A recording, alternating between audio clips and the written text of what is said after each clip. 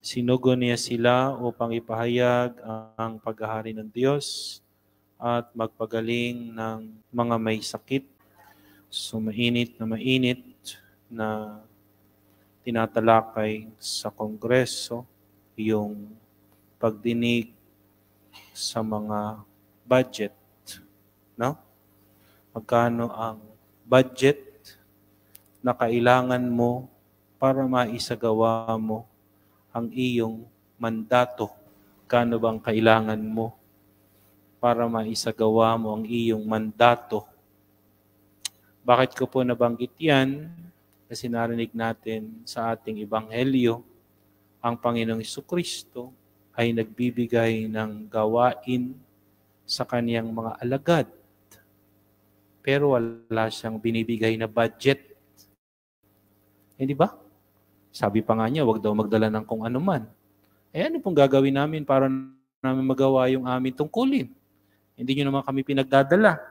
Hindi ba? Ano daw yung gagawin nila? Binigyan sila ng kakayanan, kapangyarihang magpalayas ng mga demonyo, magpagaling ng mga karamdaman. Wala man lang po bang pambili ng gamot? Sinugo sila upang ipahayag ang paghahari ng Diyos at magpagaling ng mga may sakit. Iyon ang kanilang assignment. Pagkatapos, pinagbilinan sila. Huwag kayong magbaon ng anuman para sa inyong paglalakbay. Kalimitan, kapag tayo nagpaplano, kapag tayo may nais na gawin, kaakibat ng nais nating gawin ay yung budget. Kaya sa batas, pag gumagawa sila ng batas, kasama doon sa ginawa nilang batas, budget appropriation. Saan natin kukunin ang pera, pang-Google dito, sa nais nating ipatupad. Pero kaiba sa ating Panginoong Jesucristo, sapagkat ang kapangyarihang ibinibigay niya ay purely spiritual. Bagamat purely spiritual, mararanasan naman natin doon sa material, physical. For example, healing. Di ba?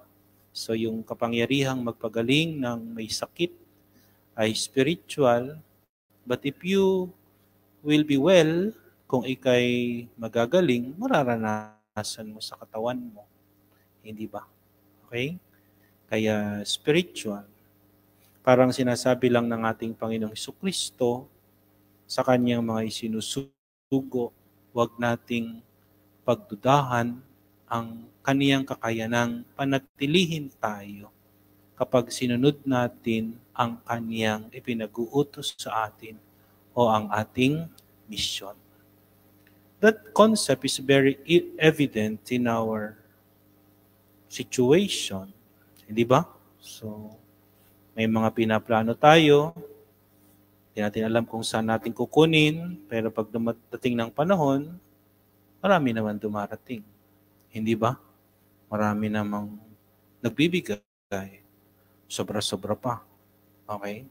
So parang yung mga isinusugo ng ating Panginoong Jesucristo ang dapat na unang magpatotoo na ang Diyos ay Diyos ng kabutihang loob. Na hindi niya kailanman pababayaan ang kaniyang mga isinusugo. Okay? So, kaya huwag na kayong magdala ng supot.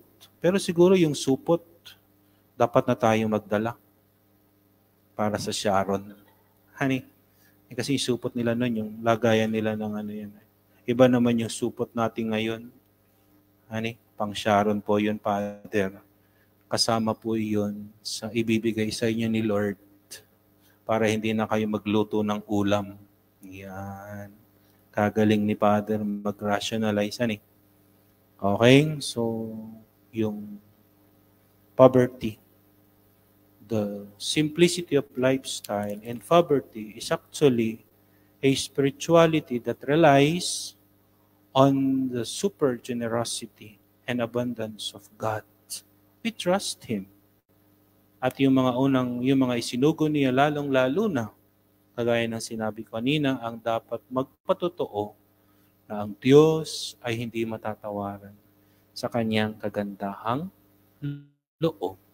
Okay, so itong kagandahang loob naman na ito ng Diyos ay dumadaloy sa mga tao na pinaglilingkuran ng kanyang mga isinugo. Okay? And then, sabi niya dito, pag hindi kayo tinanggap, ipagpag ninyo ang alikabok.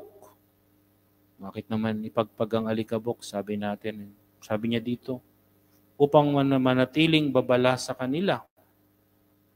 Actually, pag binibigay sa amin ni Bishop Cortez ito, galing daw doon sa pagnininay ni Father Timoner, alam mo naman yung alikabok, dirt yun.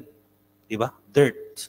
So pag pinagpag mo na, you shake off the dust of your feet, iwanan mo na yun. Huwag ka na magdala ng marumi, something like that. No? Sabihin, iwanan mo na yun, bayaan mo sila. Ayaw nila no? Huwag mo nang daladalahin yung dumi o yung sama ng loob mo na hindi ka tinanggap. Shake the dust off your feet. Remove the dirt of your feet. Huwag mo nang dalahin. Ay bagamat sinabi rito, babala sa kanila yon, but pagpatuloy ang mission. Hindi naman palaging nare-reject tayo. Okay? Sa maraming pagkakataon, mas lamang tayo ay tinatanggap. Ang sino mang naghahanap sa Diyos ay palaging nakakakita ng tanda ng kanyang presensya sa kanyang mga isinugo.